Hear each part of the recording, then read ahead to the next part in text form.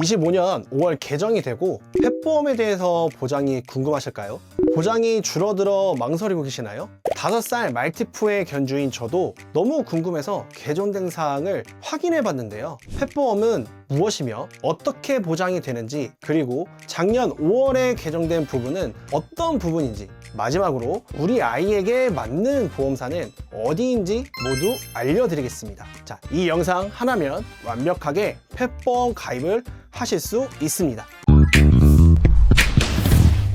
그럼 펫보험이란 무엇일까요? 펫보험은 우리 강아지 또는 고양이가 일상생활을 하다가 다치거나 아파서 병원에 치료를 받는 비용의 일부를 보장해주는 보험입니다. 사람의 실비와 역할이 똑같다고 할 수 있는데요. 통원비, 약제비, 검사비, 입원비, 수술비 등에 해당이 된다고 보시면 됩니다. 자, 다음은 펫보험 가입 시기와 보장을 하지 않는 부분인데요. 펫보험을 가입할 수 있는 나이는 생후 2에서 3개월부터 최대 10살까지 아이가 가입이 가능합니다. 그렇기 때문에 우리 아이가 나이가 많으면 가입하기가 어렵겠죠. 그래서 미리 가입을 해주시는 게 좋습니다. 또한 많이들 문의를 주시는 부분인데요. 펫보험에서는 보장을 해주지 않는 부분이 있는데요. 모든 보험사에서는 미용 목적, 중성화, 건강검진 등 예방의 목적으로 진행이 되는 부분에 대해서는 보장을 해주지 않습니다. 작년 5월달 펫보험이 개정이 되고 나서 바뀐 부분이 총 3가지인데요. 자, 첫 번째는 보장 비율, 그리고 두 번째는 자기부담금, 세 번째는 갱신 주기입니다. 자, 우선 첫 번째 보장 비율 부분부터 보면 25년도 4월까지는 보장 비율이 최대 90%에서 최소 50%까지 가능하였지만 개정이 되고 나서는 최대 70%에서 최소 50%까지 줄었습니다. 두 번째, 자기부담금의 경우는 원래 0원부터 최대 5만 원이었던 자기부담금이 현재는 최소 3만 원과 5만 원, 그 두 종류로 변경이 되었고, 마지막 갱신의 주기는 3년과 5년 선택이 모두 1년 갱신으로 변경되었습니다. 변경이 되고 나서 많은 분들이 펫보험 보장이 줄어서 가입을 안 하는 게 좋겠다 라고 생각하시는 분들이 많은데요. 전문가인 제가 볼 때는 오히려 개정이 되고 나서 노견을 키우고 계시는 보호자분들의 경우는 보험료가 기존보다 낮아졌기 때문에 부담이 조금 줄어드셨고,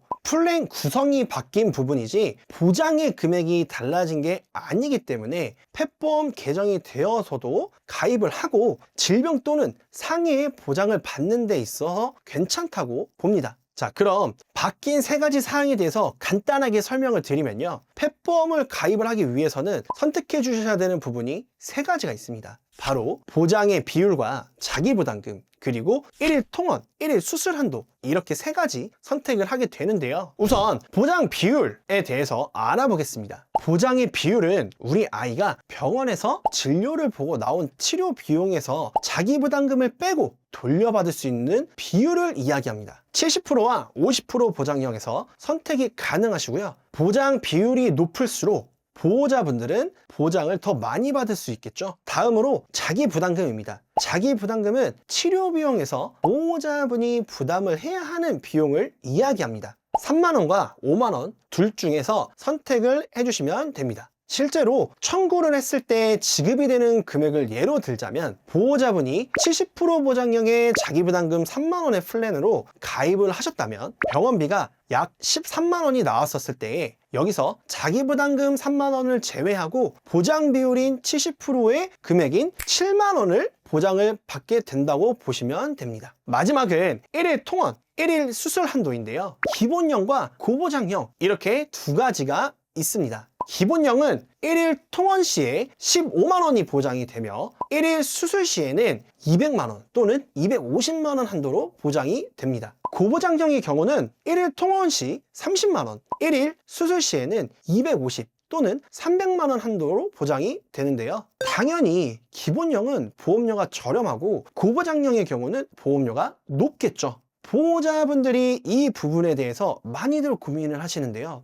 저는 딱 한 가지만 생각해 주시면 될 거라고 말씀을 드립니다. 보호자분께서 월에 생각하고 계시는 적정 보험료 선에 맞춰서 기본형 또는 고보장형을 선택해 주시는 게 좋습니다. 자, 이유는 뭘까요? 펫보험은 유지를 해야 우리 아이가 꾸준하게 보장을 받을 수 있기 때문입니다. 그러면 이제 어떤 회사가 좋은 회사고 괜찮은 회사인지 알아봐야겠죠? 보호자분들과 상담을 해드리면 모두 같은 이야기를 하십니다. 보험료가 저렴한 회사가 어디일까요? 보장이 괜찮은 회사가 어디인가요? 견주인 저도 당연히 두 조건을 충족하는 회사를 알아봐 달라고 할 것 같은데요. 제가 여러 품종의 보호자분들과 상담을 진행하면서 매번 똑같은 회사를 추천해 드리지는 않습니다. 보시면 품종에 따라서 회사마다 보험료도 천차만별로 다른 게 보이시죠? 그래서 저도 상담을 도와드릴 때 회사 비교를 통해 저렴한 회사를 안내해 드리고 있습니다.